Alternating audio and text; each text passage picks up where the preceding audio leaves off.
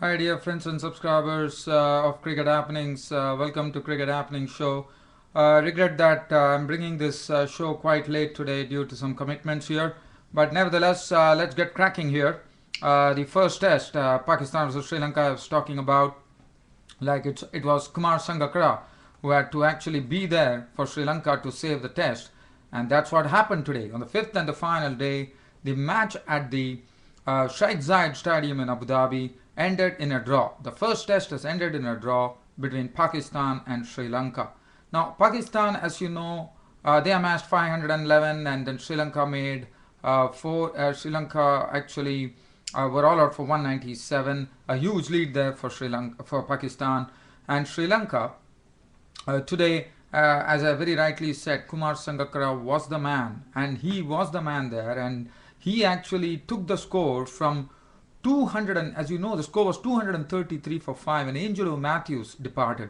And today he got a very good partner and a person who was ready to really stay with Kumar Sangakkaras, play the percentage shots, and both of them combined and put up a double century partnership of 201 runs, which was the main factor that helped Sri Lanka actually save the match and, well, draw this. So that is a stupendous performance, and Kumar Sangakkaras staying there was very vital, and that's what really happened with Kumar Sangakkaras scoring 211 runs with 18 fours. What a player Kumar Sangakkaras is. On the fifth and final day, Kumar Sangakkaras made 211, and let me not take any credit away from p.jayawardenes, the wicketkeeper, who had didn't have a good series against Australia, and Australia were there. But let me tell you, today he played superbly. His strokes were really wonderful to watch. He contributed 120 in that partnership of with 12 fours. So it was an equal measure. I mean, basically both of them were complementing each other very well, and that's what mattered. And after that, well, there was nothing. Rangana had contributed a good, useful 23 not out, and 483 all out on the board. 8 to Velagadra. Lakmal was out for a duck. Fernando was out for a duck. That partnership was the one really built it up. It cemented the partnership was a really cementing partnership for Sri Lanka, which enabled them to score 483 runs. So, well, they were given a target, but the target which was there was the problem was that they were only, say, 100 and they had only a few overs left because it was the last day today. And well, it was a huge task, only 21 or 22 overs left. In fact, play was called off. But before that, let me talk about the bowling figures. Umar Gul was the best today, 25 overs, 3 maidens, 4 for 64, 1 for 100 for Aizaz Chima, Saeed Ajmal 1 for 167, 1 for 83 for Junaid Khan, and 1 for 4 for Azhar Ali, who got the wicket today. Very big wicket, in fact, of Kumar Sangakkaras was LBW bowler Azhar Ali, who got his wicket there. Now, as far as Pakistan is concerned, that play was called off. In fact, Pakistan lost 1 wicket because the time was too less. Only 21 overs remained, and they required more than probably 160, 170 runs, and they couldn't actually. I mean, it was not a target which they could actually go for. They decided to play for a draw, and that's what happened. So, all thanks to Sri Lanka's stalwarts Kumar Sangakkaras, who helped Prasanna Jayawardene and helped this test match end in a draw. So Mohammad Hafiz was not out on 12 with 1-4. Tawfiq Umar was the one who was dismissed. LBW bowled Velagadra for 2. Azhar Ali was not out on 4. Match called off after 10 overs. Pakistan 21 for 1 wicket. Match ending in a draw. 1 for 9 for Velagadra. The man of the match went to Kumar Sangakkaras without a shadow of a doubt. And what a player he is. He's simply just stupendous. He's a stupendous player.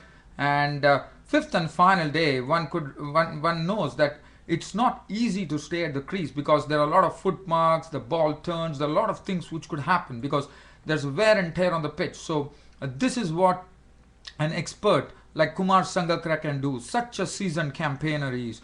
Now let me just shift the focus now. The second test between Pakistan and Sri Lanka starts on 26th of October at Dubai. Now the show focus shifts from Abu Dhabi to Dubai. As you know, it's just a 2-hour journey from Abu Dhabi to Dubai. Now let's get on to the second one-day international between Zimbabwe and New Zealand.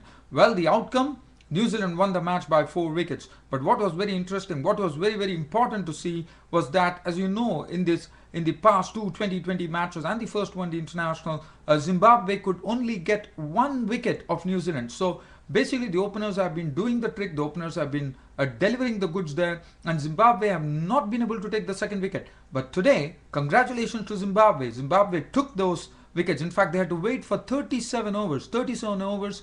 In fact, Zimbabwe were the ones who actually won the toss. And New Zealand actually won the toss and put Zimbabwe in, and Zimbabwe made 259 for 8, with the captain Brendan Taylor once again coming and showing what truly a great player he is by actually being the first Zimbabwean batsman to get back-to-back centuries in 2 one-day internationals. 107 of 105 balls with 12 fours. That was his contribution with 1 6.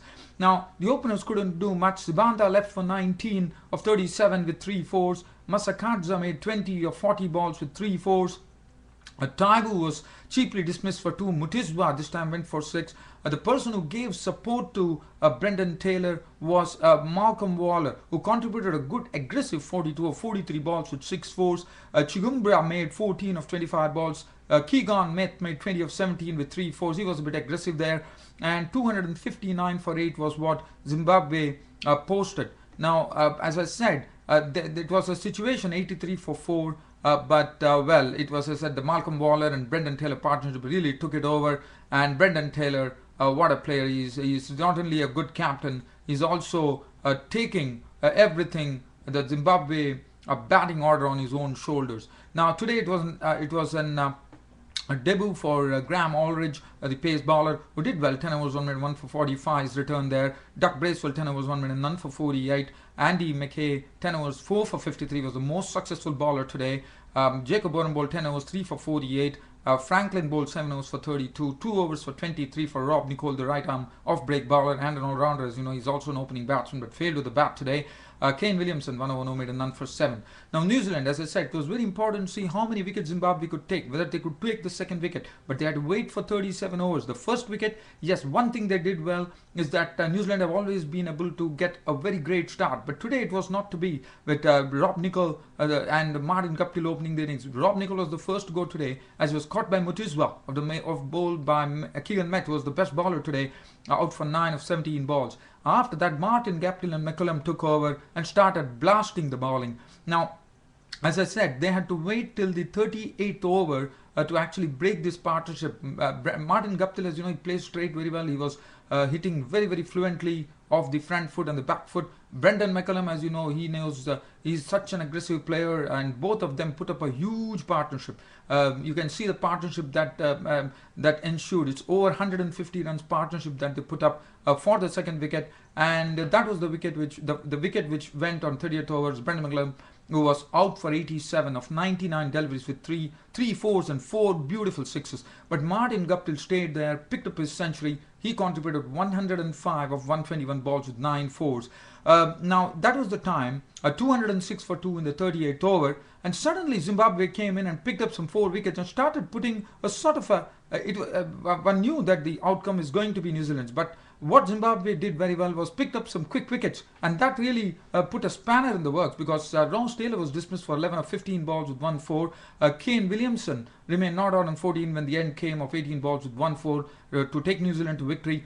Brian Watling was run out for 19 of 17 balls with 3 fours, and Franklin contributed just 1 run of 2 balls, being a victim of Pofu. And Jacob Oram was there, not out on 4 when the victory came. 261 for 6. Finally, New Zealand taking the second one-day international by 4 wickets and actually getting a 2-0 series lead in this one-day international series. The bowling figures: Chris Pofu, 7.2 overs, no made in 149. Keegan Meth was bowling beautifully. He was getting the ball to come in, come out. So basically, he was swinging the ball both ways. 10 overs, 1 minute, and 2 for 52. His reward. Raymond Price, 10 overs, 1 minute, and 1 for 42. Bowled economically. 1 for 53 for Prosper Utsaiya. Jigumbra, 7 overs, no made, and none for 40. Masakadza bowled 1 over for 5 runs. And Malcolm Waller, 3 overs, no made, and 1 for 17. It was Martin Guptill with that century getting the New Zealand, the man of the match.